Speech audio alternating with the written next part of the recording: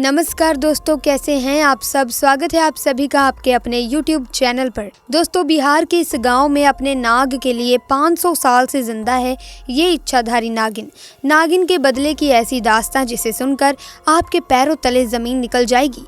ऐसे में वीडियो में आगे बढ़ने से पहले जो भी महादेव शिव के सच्चे भक्त हैं वो कमेंट सेक्शन में ज़रूर लिखें हर हर महादेव। दोस्तों, हर एक इच्छाधारी नागिन के पास उसकी नागमणि ज़रूर होती है।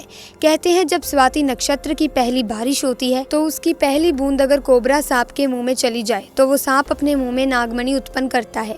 जब एक सांप नागमणि पा लेता है उसमें कई सारी शक्तियां आ जाती हैं, जैसे कि नाग का मनुष्य रूप धारण करना, मनचाही जगह पर पलक झपकते ही पहुंच जाना, अपना आकार कितना भी बड़ा कर देना और कितना भी छोटा हो जाना। ये सभी शक्तियाँ उसके पास आ जाती हैं। दोस्तों, जो नागमणि होती है उसकी रोशनी बहुत ही ज़्यादा तेज़ होती है और इसका प्रकाश कई किलोमीटर दूर से भी दिख सकता है। परंतु दोस्तों, एक इच्छाधारी नागिन अपनी नागमणि को हमेशा लोगों की नज़रों से छुपा कर रखती है, लेकिन जब कोई उससे उसकी नागमणि को छीन लेता है तो नागिन का गुस्सा 7वें आसमान पर होता है। ऐसे में एक सच्ची घटना आज हम आपको बताने वाले हैं जो कि बिहार के दरभंगा के एक गाँव में घटित हुई, जो कि जंगल के बिल्कुल करीब बसा हुआ है। इसी गाँव में सागर और जयंत नाम के 2 व्यक्ति रहते थे। दोनों के बीच काफ़ी ज़्यादा अच्छी दोस्ती थी और दिन के समय दोनों ही बकरियों को चराने के लिए जंगल में जाया करते थे। उसी जंगल में एक इच्छाधारी नागिन अपने नाग के साथ रहती थी और अपनी नागमणि की रखवाली किया करती थी।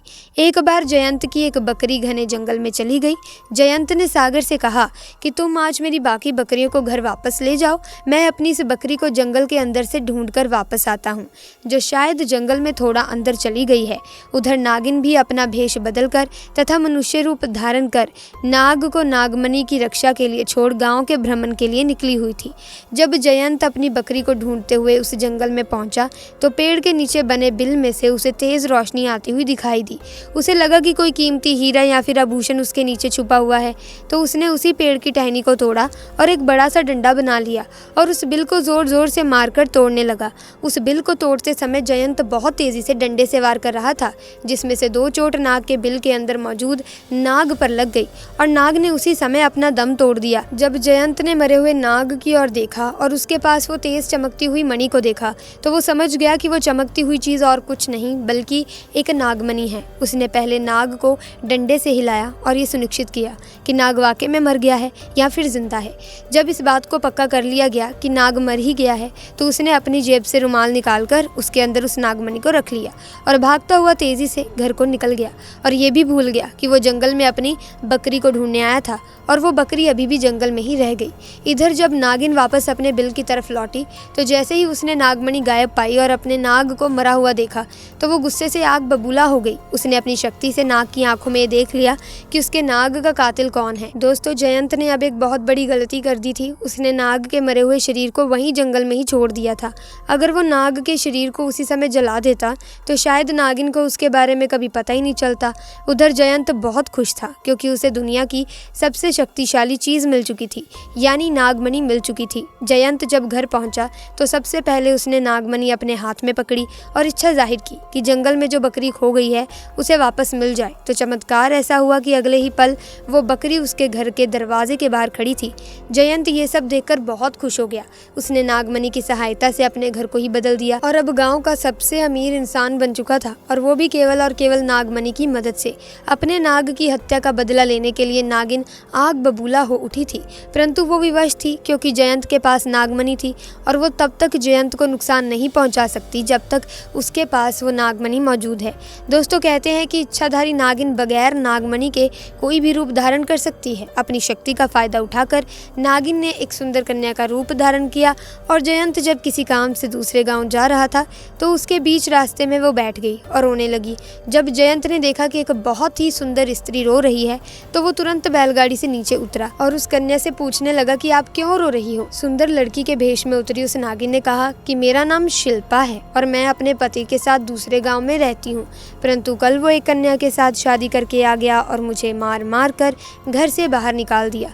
मैं बेसहारा हूँ, लाचार हूँ। जयंत को उस स्त्री पर तरस आ गया और उसकी सुंदरता से जयंत बहुत मोहित भी हुआ और उसे अपने घर ले आया। धीरे धीरे नागिन और जयंत के बीच में दोस्ती शुरू हो गई और ये दोस्ती इतनी गहरी होती चली गई कि जयंत को पता ही नहीं चला कि कब वो उस स्त्री के प्यार में फंस चुका था।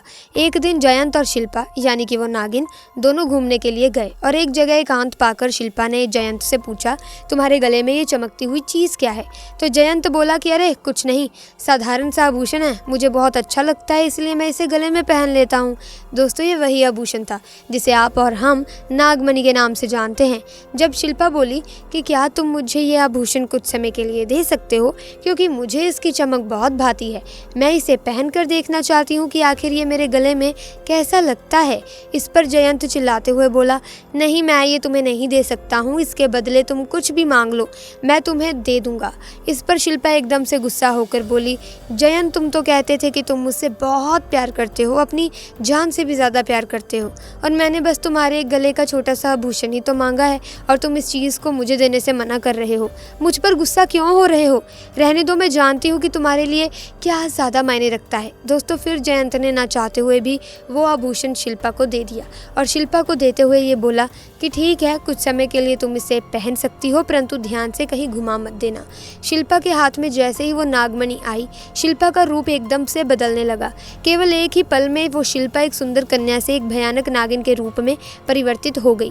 उसका चेहरा बिल्कुल नाग सा हो गया और उसने कई बार जयंत को डसा और डस डस कर उसे मार दिया। नागिन का इंतकाम पूरा हो चुका था, उसने अपने नाग का बदला ले लिया था। दोस्तों तब से ये नागिन इस गांव में अपने नाग के लिए 500 साल से आज भी जिंदा है। इसके बाद से वहाँ कुछ ऐसी घटनाएं सुनने में आई हैं जिसे सुनकर हर कोई हैरान है। वहाँ के स्थानीय लोगों का कहना है कि उन्होंने एक नागिन को महादेव की पूजा करते देखा है और इसके बाद अचानक वो नागिन कहाँ गायब हो जाती है किसी को नहीं मालूम। जब इस बारे में गाँव के मंदिर के पुजारी जी से बात की गई तो मंदिर के पुजारी का कहना है कि अपने नाग की मौत के बाद से ही नागिन भयंकर रूप धारण करके अपने नाग को ढूंढ रही है और जिस तरह से पिछले 500 सालों से महादेव की पूजा करती थी आज भी वही करती आ रही है। नागिन इस मंदिर में आती है और भगवान शिव से अपनी प्रार्थना कर बिना किसी को नुकसान पहुंचाए चली जाती है। आज भी लोग कहते हैं कि तकरीबन 500 साल से ये नागिन इस मंदिर में आ रही है। तो दोस्तों कभी भी एक नागिन के नाग को मारना नहीं चाहिए और साथ ही नागिन की नागमणि को तो भूल से भी छूना नहीं चाहिए, अन्यथा वो नागिन 7 जन्मों तक उस व्यक्ति का पीछा नहीं छोड़ती। आपको ये घटना कैसी लगी? अगर अच्छी लगी तो वीडियो को लाइक करना ना भूलें और शेयर भी कर दें। ऐसे ही वीडियोस आप देखना चाहते हैं तो आप हमारे चैनल को सब्सक्राइब करके बेल आइकन को प्रेस कर सकते हैं ताकि नए वीडियोस की अपडेट आपको मिलती रहे। साथ ही दोस्तों अगर आप महादेव के परम भक्त हैं, महादेव की भक्ति बहुत ही ज़्यादा श्रद्धा भाव से करते हैं, तो दोस्तों आप कमेंट सेक्शन में हर हर महादेव का जयकारा लगाना ना भूलें, क्योंकि दोस्तों महादेव ऐसे देव हैं जो अपने भक्त की सच्ची श्रद्धा से खुश हो जाते हैं और आपको हर मुसीबत से बचाते हैं। ऐसे में अगर भगवान शिव को आप मानते हैं तो दोस्तों उन्हीं के साथ आप इन नाग नागिन की भी पूजा करें ताकि आपको ये भी कभी नुकसान ना पहुंचाएं। तो दोस्तों मिलेंगे जल्द ही एक नई वीडियो में एक नई घटना के साथ।